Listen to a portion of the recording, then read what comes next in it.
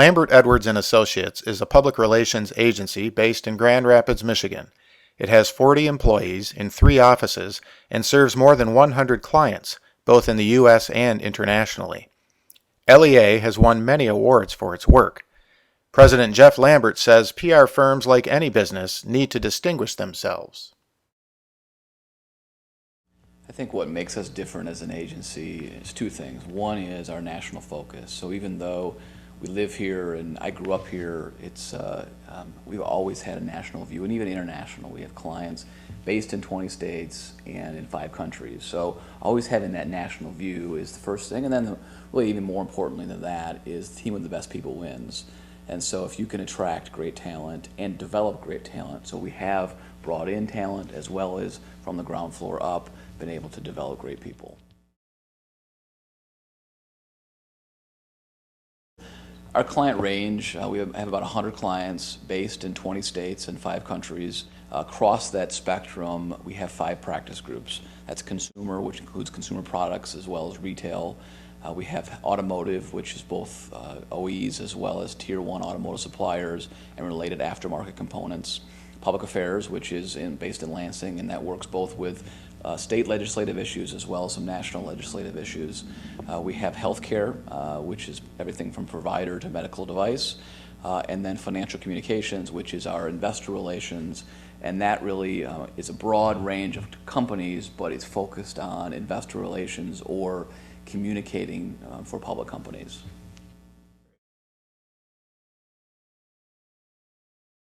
The biggest benefit to an agency versus in-house is the perspective. So we have this range of clients, range of tactics, range of opportunities, and sometimes issues that we can apply to any company that's looking at, okay, we need help with this, or we're launching this product, or we're facing this challenge. And so our perspective across that spectrum gives us a real advantage. And the other thing is, with PR, it's very ebb and flow. So you gear up around an event, or you gear up around a launch, or again, an issue, and that tends to be a lot of manpower, and then you can scale down to the corporate communications, the static type of piece of the business. So an agency provides you both expertise as well as arms and legs. When you're internal, you're talking about telling your boss what to do or disagreeing with your boss, and sometimes that boss is the CEO. On the outside, that's a little safer to do. And in many cases, that perspective is sometimes more valued, even though it's no different than the internal person will be saying. Sometimes we get a little more extra credit for being external. A lot of our engagements with clients depend on who we're engaged through or with.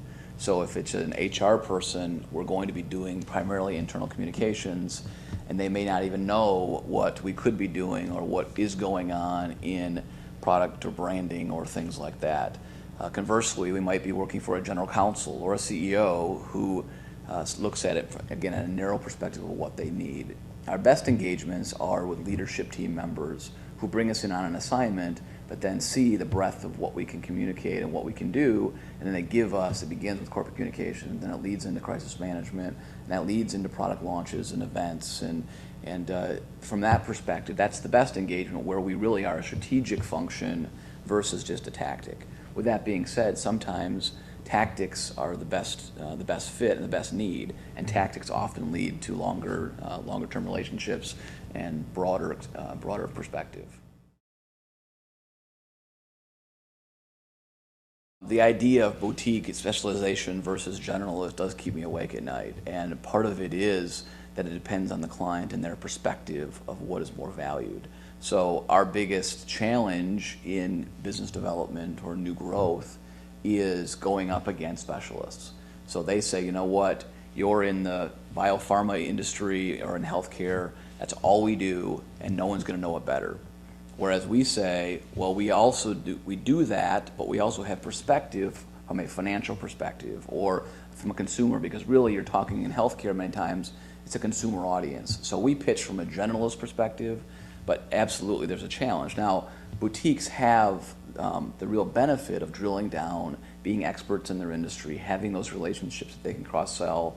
The challenge is there's a risk in, if that industry slows down or declines, it could be a real challenge. So you have the volatility of the industry if you're very focused. Generalist, obviously, we have that risk spread out, and so while one thing may be growing, another thing may be down, it spreads it out and allows for us to really manage our capacity. That being said, there is a perception that generalist firms may not have the expertise that they need in a certain industry. So it's an ongoing debate.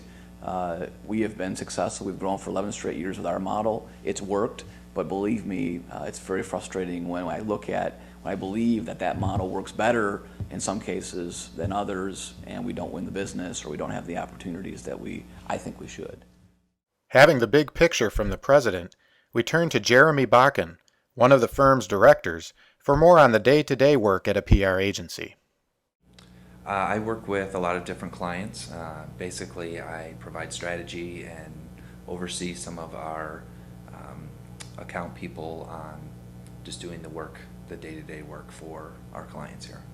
I have specific clients that I work on, that I've worked on for, I have some clients who I've worked on for years and some newer clients, but I also jump in and help out if somebody needs help with a specific project, or if there's a larger project that we need more manpower, then everybody kind of jumps in and helps out. We'd love to do research when it's possible. It really is done on a client-by-client basis. It depends on a few different factors, really. In some cases, the client will have already done research and then come to talk to us based on the research. Other times they may not have the budget to do the research, or they may not have the time to do research. They may not want to spend the extra money that it takes to do research, because doing research well does take a lot of time and money in some cases, and oftentimes our clients feel like either they already know their industry well enough that they don't need to do additional research, or they don't want to spend the extra money that's necessary for that. In a perfect world, we always recommend research to our clients. We've fielded surveys for some of our clients. We also have used Harris polls to do national surveys. We do everything from phone surveys to mail surveys in the past. We do a lot of email surveys now. We use some social media stuff that we're doing now, which is newer.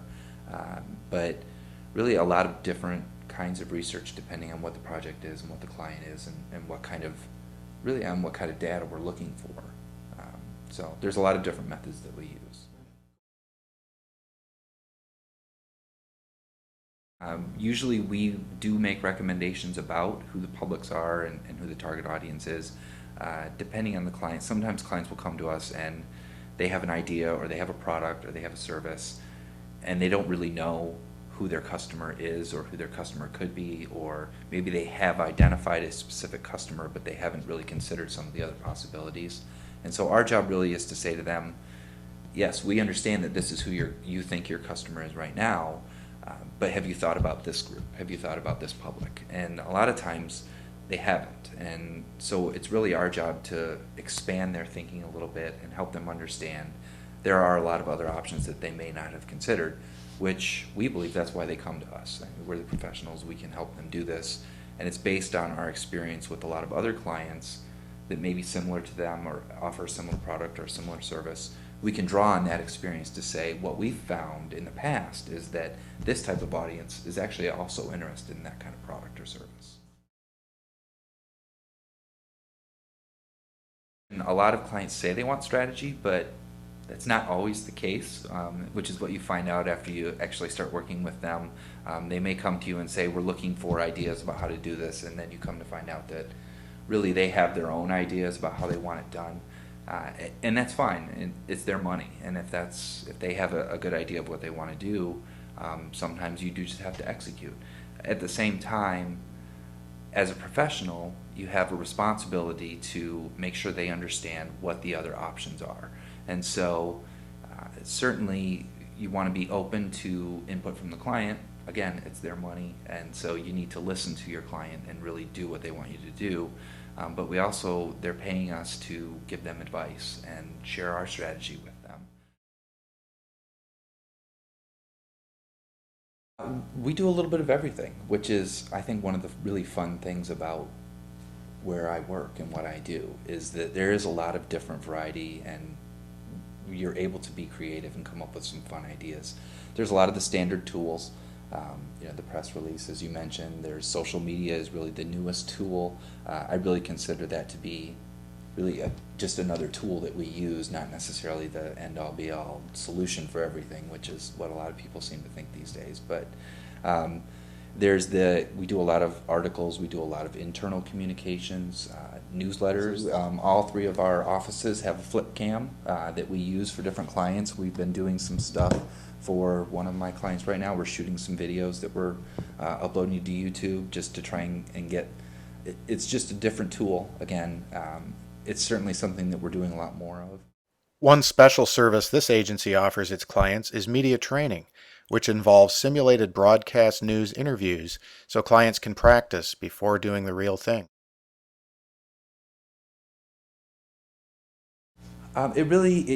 It depends on the client as far as how we evaluate, but absolutely we evaluate everything we do. It's the only way to really prove your worth. If you can't show them that you're getting results in a way that makes sense for them, then ultimately you're going to lose them as a client. And that's personally what I believe. There's a lot of different tools that are available. There's software programs that are available that help you understand things like share of voice, and we also use a lot of clip trackers where we'll actually look at media coverage. We'll gauge, okay, well, how much was that worth? What's the tone of it? What does it?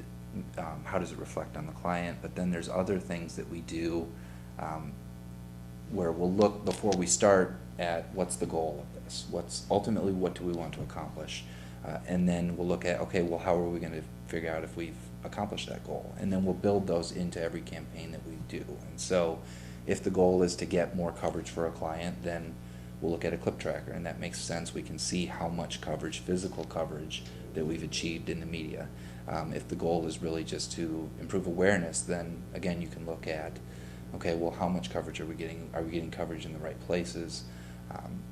And those are immediate things, but then there's other things that are a little harder to measure, like if you're doing an internal communications program and the goal is to improve morale.